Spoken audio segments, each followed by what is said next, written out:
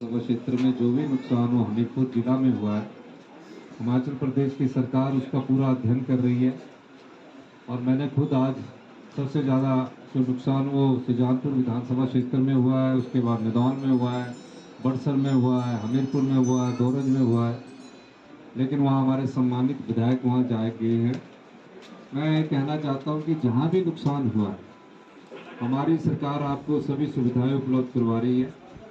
और मैं ये बात इसलिए भी कहना चाहता हूँ कि जिसका मकान ढह गया है, उस मकान के लिए हिमाचल प्रदेश सरकार अपने संसाधनों से, जिसका मकान गिर गया है, 7 लाख रुपया देगी। प्रधानमंत्री आवास योजना से सिर्फ 1,30,000 आता है, बाकी सारा पैसा हम हिमाचल प्रदेश की सरकार अपने संसाधनों से आपको उपलब्ध करवाएगी। उसके बाद से 70,000 रुपया जो उसमें कपड़े बर्तन वगैरह घर में दब जाते हैं, पलंग वगैरह, उसके 70,000 रुपया हिमाचल प्रदेश की सरकार आपको देगी। जिसकी पशुशाला टूट चुकी है या थोड़ा सा ही मकान में सिल्ट आ चुकी है या दीवार गिर चुकी है, उसकी भी सरकार हम आपको 1 लाख रुपया देगी। ये सब अभी जो योजनाएं हैं, जैसे ही बारिश खत्म होगी उस क्षेत्र को हम आपदाग्रस्त घोषित कर देंगे। वैसे हमने हिमाचल प्रदेश के पूरे राज्यों को आपदाग्रस्त घोषित किया है। और 9 तारीख को यहाँ देश के प्रधानमंत्री जी भी आने वाले हैं, हम उनसे भी इस बात की मांग रखेंगे। और आपदा में कोई एक प्रदेश का एक कोना ही नहीं छूता रहा है, पूरा प्रदेश आपदा से जूझ रहा है।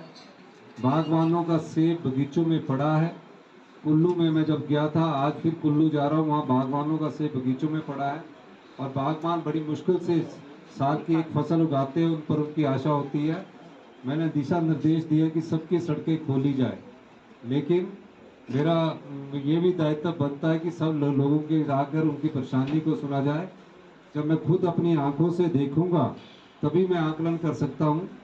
मैं खुद व्यक्तिगत तौर से आकर आपसे मिलने के लिए इसलिए आया हूँ कि मैंने खुद नीचे जाकर देखा और ज़मीन धंसने के कारण ये तो शुक्र करो कि ये चबूतरा में जो घटना हुई, जहाँ अभी मकान गिरे, वो दिन के समय हुई। अगर शाम के समय होती तो कोई भी घटना घट सकती थी। दूसरा गांव भी है जो निचली तरफ है, उनके सब लोग यहाँ आए हुए, मुझे कैप्टन रंजीत राणा जी ने बताया। और अभी रंजीत राणा जी कह रहे हैं कि मैं भी अपनी तरफ से 1 लाख रुपया दूंगा, तो आप लोगों को जिनका मकान गया, तो अगर 1 लाख रुपया रंजीत राणा जी अपने निजी से दे रहे हैं, तो आपको जिनका मकान गिरा है उसको 8,70,000 रुपया हो गया। ये अपनी तरफ से दे रहे हैं, बाकी हम अपनी सरकार की तरफ से दे रहे हैं। तो ये सब चीज़ें आपके लिए। हिमाचल प्रदेश की सरकार सिर्फ आम लोगों की सरकार है, किसानों की सरकार है, आम लोगों के परिवारों की सरकार है। पिछली बार भी 2023 में आपदा आई थी, और ये आपदा का कारण के लिए पिछले दिनों जब मैं गृह मंत्री जी से मिला तो उन्होंने एक टीम बनाई है जिसमें देश के जो मौसम के वैज्ञानिक है उनको रखा है, बड़े बड़े वैज्ञानिकों को उसमें रखा कि ये जो क्लाउड बस्टिंग क्यों हो रही है, ऐसी बारिश पिछले 75-76 साल में नहीं हुई थी। और निश्चित तौर पर हम ये कह सकते हैं कि हमें अब इन स्थितियों से भी निपटने के लिए भविष्य में तैयार रहना है, क्योंकि ग्लोबल वार्मिंग का समय है, टेम्परेचर हमारा बढ़ चुका है और नुकसान ज़्यादा हो रहा है। तो हमें इन नुकसान से भी जीतना है और जो अगली चुनौती आ गई उसको भी युद्ध की तरह सामना करना है। यही मैं आपको कहना चाहता हूँ। आप विश्वास रखिए, क्योंकि बारिशें कंटिन्यूटी में हो रही है। कल मैं आना चाहता था, कल मैं आ नहीं सका क्योंकि हेलीकॉप्टर उड़ नहीं सका।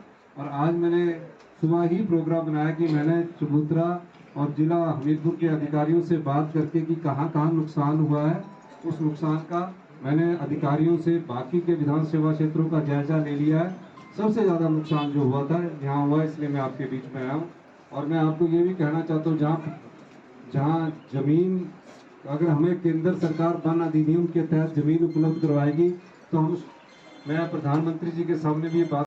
हमसे जुड़े रहने के लिए हमारे YouTube चैनल को सब्सक्राइब करें और नई वीडियो की नोटिफिकेशन के लिए बेल आइकॉन को दबाएं।